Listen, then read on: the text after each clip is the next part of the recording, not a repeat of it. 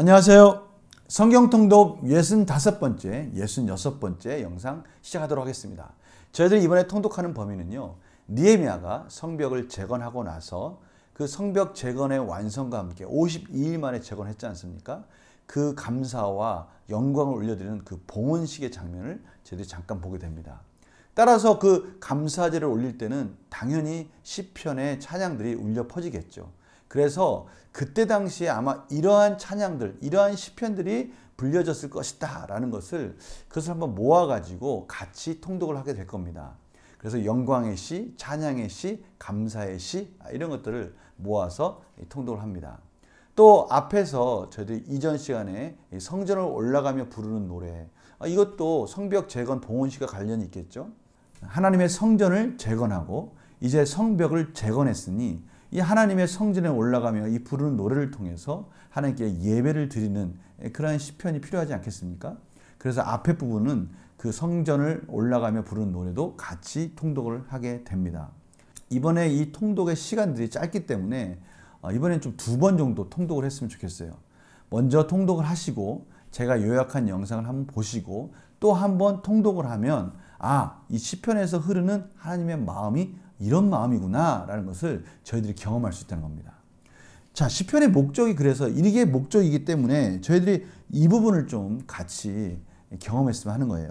시편의 목적은 수치스러운 것, 예를 들어 달콤한 복수의 욕망 같은 것을 거룩하게 만들어주거나 그럴싸하게 이렇게 포장해주거나 우리가 마땅히 달라져야 하는 부분에 대해서 이 정도면 괜찮다는 기분이 들도록 하는 게 아니다. 그러니까 그럴싸하게 그냥 형식적으로 달래주고 포장하고 이렇게 하려는 그런 의도로 시편이 쓰여진 게 아니다라는 거예요. 시편에는 분명한 목적이 있는데요. 그것이 뭐냐면 우리의 생각과 마음을 만드신 하나님께 그 생각과 마음을 온전히 열면 우리의 생각과 마음을 만드신 하나님께 그분에게 우리가 정직하게 그분께 모든 생각과 마음을 열고 쏟아내면 우리가 알게든 모르게든 상상 너머로 변화될 수 있는 가능성이 열린다는 사실을 반복해서 증언한다. 그래서 시편을 통독하다 보면요, 처음에 여러 가지 어렵고 힘든 과정들의 마음을 다 쏟아놓다가 나중에는 그 하나님께 그것을 열어놓는 순간에 회복이 되어져서 찬양하는 것으로 마무리되어져 가는 것을 경험하게 됩니다. 이 시편을 통해서 이런 것들을 많이 증언하고 있어요. 우리의 마음과 생각을 창조하신 하나님이 우리가 하나님 앞에 정직하게 열면 정말 우리의 마음과 생각을 너무 잘 아시기 때문에 수술해 주시는 거예요. 그래서 시편을 통해서 하나님께서 그것을 확인시켜 주는 겁니다. 그의 백성들이 하나님 앞에 나와서 정직하게 고백하고 탄원하고 이러한 모습 속에서 결국에는 그 마음들이 점점 회복되고 치유되어져서 하나님을 찬양하는 것으로서 영광 돌리는 것으로 마무리되어져 가는 것을 우리가 시편을 통해서 확인하게 되는 겁니다. 이런 하나님의 놀라우신 은혜를 막 찬양하는 이 모습 속에서 우리도 모르게 우리 안에서 하나님의 본성, 하나님이 우리를 창조하신 그 원래의 목적들이 자리 잡아가고 질서지어지면서 놀라운 은혜들을 경험한다는 거예요. 이것이 시편의 목적입니다. 저희들이 이것을 경험했으면 좋겠어요. 하나님의 인자하심, 하나님의 그러한 구속하심, 계획하심 속에서 그것을 마음껏 찬양하는 마음 속에서 우리의 마음이 열리고 그러면서 하나님이 주시는 놀라운 은혜가 쏟아지는 겁니다. 이런 것들을 이번 시편을 통해서 시편을 통독하면서 저희들이 같이 경험했으면 합니다. 그러면 먼저 성전에 나아가는 것과 관련된 시편들 128편, 129편부터 134편 이렇게 차례대로 그 내용들을 간략하게 한번 요약해 보겠습니다. 먼저 128편은요. 127편에서 뭐뭐 한 자는 복되도다 라고 끝나는 그 부분에 대해서 구체적으로 무엇이 어떻게 복되는가 라는 것을 보여주는 그런 시편이라는 것이죠. 풍성한 농장, 신실한 아내, 식탁에 함께 둘러앉은 자식들, 이것이 가장 복된 모습 중에 하나다라는 것을 시편을 통해서 우리들에게 가르쳐주고 있는 것이죠. 129편은요. 하나님의 지속적인 임재를 찬양하는 감사시입니다. 자기 백성들을 해롭게 할 자에게 계속 보호하실 것을 간구하는 탄원시다라고 할 수 있습니다. 130편은요. 회개와 하나님의 긍휼하심에 대한 신뢰를 표현하는 개인 탄원시인데요. 오직 하나님의 긍휼하심을 바라보도록 그 초점을 맞추고 있습니다. 하나님의 긍휼하심에 초점이 맞춰져 있는 겁니다. 우리들이 하나님 앞에 회개하고 용서받을 수 있는 것은 오직 하나님의 긍휼하심 때문이다라는 것이죠. 131편은요. 하나님 앞에 영혼이 가져야 할 이상적인 모습, 고요하고 평안한 영혼의 본보기를 보여주고 있습니다. 아주 짧지만 이러한 것을 통해서 우리가 하나님 앞에 우리가 어떤 자세로 그 앞에 있어야 하는가, 그런 모습을 131편에서 보여주고 있습니다. 132편은요. 제왕시의 주제인데요. 하나님의 백성, 나아가 세상의 유익을 위하여 세우겠다고 다윗의 집과 맺으신 하나님의 언약, 이런 부분들을 구체적으로 설명하고 있습니다. 이것은 사무엘하 7장 4절에서 16절에 나와 있는 말씀을 노래하는 시편이겠죠. 133편은요. 지혜시라고 할 수 있습니다. 부르심에 합당했을 때 하나님의 부르심에 합당한 백성으로서 주어질 이스라엘의 복은 뭐냐? 헐몬산 북쪽에 있는 가장 높은 산에서 엄청나게 많이 내린 이슬과 같이 그 언약적 이상의 풍성함을 표현하고 있습니다. 하나님의 백성들이 합당한 교제와 그러한 관계 속에 있을 때 하나님께서는 그 공동체에게 놀라운 풍성한 은혜를 허락해 주신다는 것이죠. 134편은요. 성전에 올라가는 마지막 작품인데요. 전례 행사에 초점이 맞춰져 있습니다. 절기의 시작과 끝에 부르는 노래로서 특별히 예배 의식 끝부분에 아주 매우 적합하다는 것을 시편 이것을 통독하다 보면 알 수가 있습니다. 이제 느헤미야 12장 31절에서 47절에 예루살렘 성벽 봉헌식이 이제 등장합니다. 아주 짧게나 표현되어 있는데요. 레위 사람들이 했던 역할에 대해서 묘사하고 있고요. 두 성가대가 조직되는데요. 한 성가대는 성벽을 따라서 북쪽 방향으로, 또 다른 성가대는 남쪽 방향으로, 그래서 공동체의 지도자들이 그 둘로 나뉘어진 각각의 성가대들을 따라서 행진하고요. 성전 지대에서 만나서 감사와 제사로 끝을 맺습니다. 이 봉헌식의 모습입니다. 즐거운 축제 소리가 멀리까지 들린다, 이렇게 표현하고 있습니다. 그 봉헌식에 맞는 여호와를 송축하고 감사를 올려드리는 이 영광송의 시편들, 이것이 104편, 107편, 111편, 112편, 113편, 이 그러한 영광의 시인데요. 이러한 시들을 모아봐서 한번 저희들이 쭉 통독을 하면 그 뉘앙스, 그 시편을 통해서 말씀하시는 하나님의 그 마음, 또 우리 이스라엘 백성들이 그러한 표현들을 하면서 말하고 싶었던 그러한 표현의 내용들, 이런 것들을 저희들이 같이 느낄 수 있는 거죠. 104편을 보면요. 내 영혼아 여호와를 송축하라는 어구로 시작되고 끝나는데요. 하나님을 찬송할 이유를 담고 있는 거예요. 왜 여호와를 송축해야 하는가? 내 영혼아 왜 여호와를 송축해야 하는가? 그것은 하나님이 창조하신 이 창조의 세계 속에 그 창조의 질서가 온갖 생명체를 풍성하게 제공해 주기 때문입니다. 예배자의 마음은 하나님의 선물을 인정하고 즐거워하는 것이다 라고 시편 104편에 그런 내용들이 고백되어지고 있습니다. 107편을 보면요.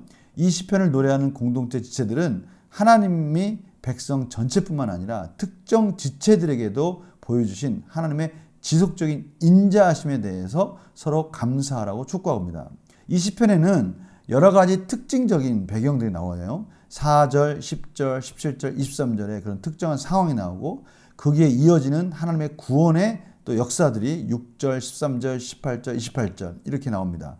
그리고 감사하라고 촉구하는 장면들이 각 부분마다 특정 지체들에 대해서 그렇게 하나님의 인자하심에 대해서 감사하라고 촉구하는 장면들이 계속 이어지는 걸 알 수가 있습니다. 이번 저희들이 시편을 통독하면서 가장 많이 나오는 단어가 있다면 바로 하나님의 인자하심입니다. 다 알고 계시겠지만 제가 성경 단어 사전에 나와 있는 내용을 다시 한번 같이 보면요. 인애와 마찬가지로 언약에 기초한 하나님의 불변적인 사랑이라는 의미를 지닌 히브리어 헤세드를 번역한 단어다. 언약을 지키기 위해 용서하시고 긍휼을 베푸시는 하나님의 자비로운 성품이나 그분의 은총, 호의, 사랑, 긍휼하심, 이 불쌍히 여기신다는 거죠. 신실함, 거룩한 열심들을 나타낸 말이다. 그러한 단어들을 인자하심이라는 그것으로 표현할 수 있다는 겁니다. 그래서요. 111편, 112편을 보면요. 여호와가 자기 백성을 자신의 것으로 부르고 보살피고 보호하심으로써 자기 백성을 위해 행하신 큰 일들을 기리는 찬양시다라는 것입니다. 하나님의 행하심을 기억하라. 여호와를 경외함의 특권을 누리도록 권면하면서 112편과 연계해서 111편은 여호와에 대하여 112편은 여호와를 경외하는 자가 바로 그런 하나님의 속성을 갖고 있는 것으로 나타난다는 겁니다. 전체 백성들의 큰 이야기 속에서 각자 이야기로 기여하도록 권면한다. 아니, 다른 말로 하면 이런 뜻입니다.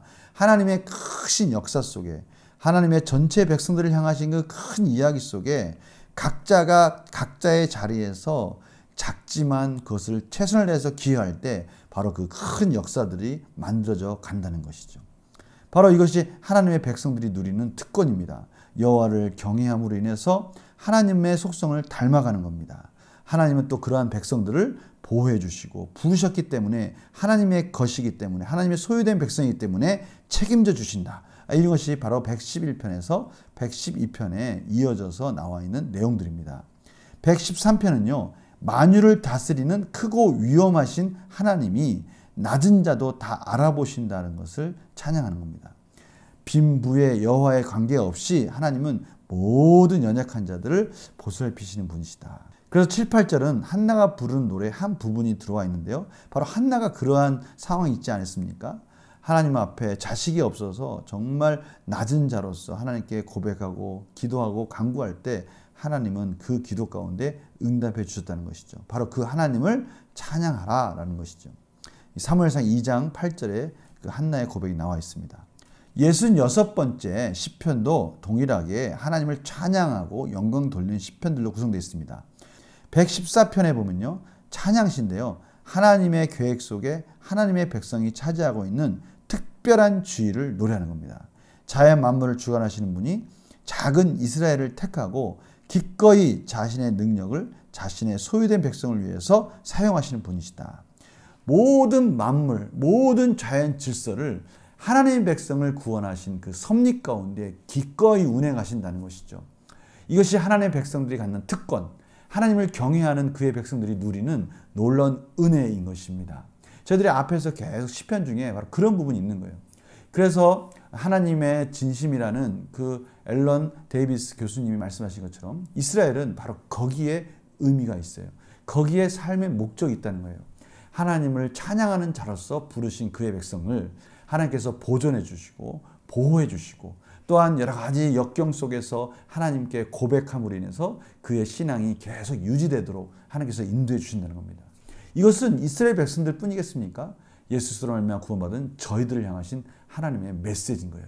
그래서 이 시편을 보면 우리의 정체성은 하나님을 찬양하는 자구나. 하나님을 찬양하는 자로서 하나님께서 그 소유된 그의 백성을 끝까지 책임져 주시는구나. 그래서 저희들은 하나님의 인자하심을 찬양하는 것이 마땅하다라는 것이죠. 바로 이 시편을 통독하면서 그것을 경험하게 되는 겁니다. 115편을 보면요. 하나님의 백성에게 오직 하나님만이 절대적인 충성을 바치기에 합당하신 분이라는 것을 가르쳐주며 오직 여호와만을 의지하고 경배할 것을 권면하는 시다. 바로 그 하나님만이 찬양받기 합당하신 분이고 우리는 마땅히 그분을 경배해야 된다라는 것입니다. 116편은요. 하나님이 보살핌에 대한 개인 감사신데요. 나타나 있는 구체적인 상황은 특별히 임박한 죽음에서 검짐을 받은 상황을 통해서 그 상황 속에서 구원해 주신 하나님께 감사하는 시편입니다. 117편은요. 모든 나라들에게 여호와를 찬양하라고 촉구합니다. 모든 나라, 이스라엘 백성뿐만 아니라 이방 나라들까지도 다 여호와의 인자하심과 진실하심이 그들 모두에게 다 임함으로 인해서 하나님을 찬양하는 것이 마땅하다라고 하는 것이죠. 따라서 여기 이스라엘 백성은 하나님의 택한 백성에게 그 무게가 있는 겁니다. 결코 이스라엘 백성들의 그런 혈육을 통한 그러한 이스라엘 백성들을 말하는 게 아니라 하나님의 택한 백성으로서의 정체성을 말하는 것이죠. 그렇다면 이방인들 가운데도 바로 하나님을 알고 하나님을 경외하는 자라면 마땅히 그 인자하심과 그 긍휼하심을 찬양해야 된다. 그 진실하심을 찬양해야 된다라고 말씀하시는 겁니다. 118편은요. 1절에서 4절은 여호와의 인자하심에 대해 감사하라고 촉구하고요. 5절에서 18절은 고난에서 구원하신 하나님에 대한 개인적 증언으로 옮겨졌다가 19절에서 29절은요. 전체 백성이 여호와의 집에서 예배하는 전례 행사로 다시 이동합니다. 개인으로 갔다가 전체 백성으로 어떤 중대한 구원이 있는 후에 예루살렘으로 들어가는 축제 행렬을 묘사하고 있습니다. 여기서 중대한 구원의 이런 역사다. 이건 뭐겠습니까? 성벽을 재건한다든지 성전을 재건하는 역사들. 바로 그러한 위대한 역사 속에 이 시편이 축제 행렬을 통해서 같이 불려졌다라는 것을 말씀하는 것입니다. 135편을 보면요. 하나님의 백성에게 하나님이 이스라엘을 위하여 행위로 보여주신 위엄하신 권능에 대해 하나님을 찬송하라고 촉구한다. 바로 계속해서 이 시편의 공통점이 뭡니까? 하나님은 그의 백성을 위해서 온 천하 만물을 섭리 가운데 역사하시고 그의 백성들은 따라서 구원하심에 그런 세세하고 구체적이고 웅장한 이런 하나님에 대해서 찬양해야 된다라는 것이죠. 136편도 마찬가지입니다. 예배하는 회중에게 창조 때부터 출애굽과 광야를 거쳐 약속의 땅에 이르기까지 하나님의 인자하심을 찬양하라. 그 과정마다 하나님의 인도하심이 있었기 때문에 그 구원이 완성되었다라는 것을 말씀하면서 찬양하는 것이 마땅하지 않느냐. 하나님이 이스라엘 백성들을 그렇게 구원해 주시기 위해서 얼마나 놀라우신 기적을 베풀어 주셨느냐. 모든 자연 만물이 바로 그런 하나님께 순종했다라고 말씀하시는 겁니다. 그래서 각 구절 후렴구에는요. 그 인자하심이 영원함이로다. 그 인자하심이 영원함이로다. 하나님의 언약에 따른 그 사랑하심, 그 인도하심, 그 진실하심, 성실하심, 구원하심이 영원할 것이다. 이것은 바로 저희들을 향해서 또 말씀하시는 것이죠. 저희들 삶 속에서 지금 하나님은 우리의 구원과 믿음의 성숙을 위해서 구원의 완성을 위해서 온 천하 만물을 섭리 가운데 주관하고 계시다는 것입니다. 우리가 그러한 자존감이 있습니다.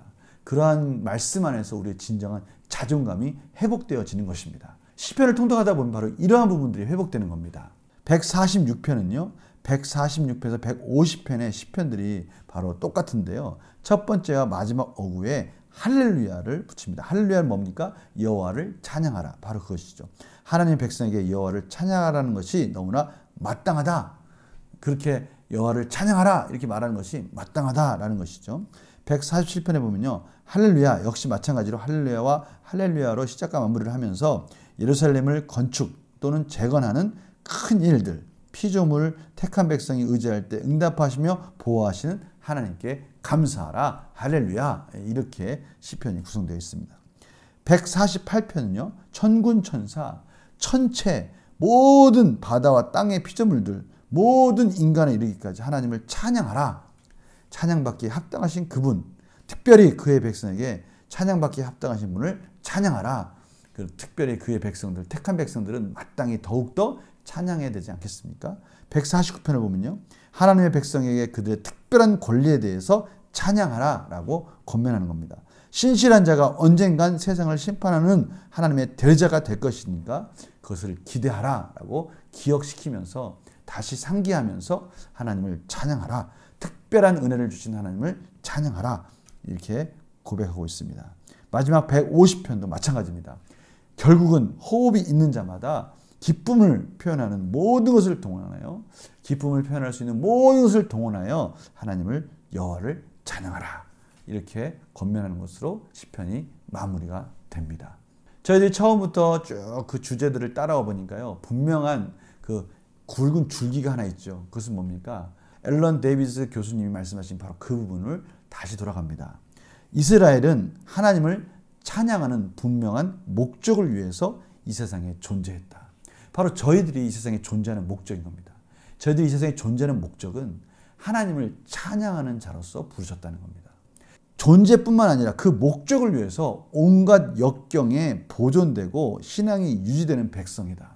온갖 역경 속에서도 저희들이 위축되지 않고 좌절하지 않고 다시 일어설 수 있는 것은 저희들을 찬양하라고 부르신 그 하나님께서 저희들을 이끌어 주신다는 겁니다. 우리는 또 그 하나님을 의지하고 찬양하며 달려가면서 우리의 신앙이 더 성숙되어져 가는 것을 경험하게 되는 것이죠. 바로 시편이 그런 부분을 계속 권면하고 찬양하라고 저희들을 계속해서 독려하고 있는 것이죠.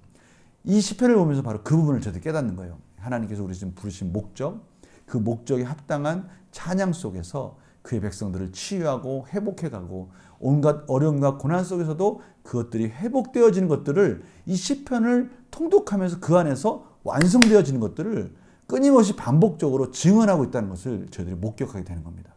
이것이 이번 시편을 통해서, 이번 시편 통독을 통해서 저희들이 경험하는 것입니다. 이 놀라운 은혜들을 우리 성도들이 풍성히 경험해서 이제 시편이 우리 자신들의 기도가 되고 이 시편을 통해서 매일매일의 삶, 아니 어떤 어려움이 올지라도 이 시편을 통해서 다시 회복되는 역사들을 경험하는 우리 성도들의 삶이 되기를 간절히 축원합니다. 다음 영상에서 찾아뵙겠습니다. 안녕히 계세요.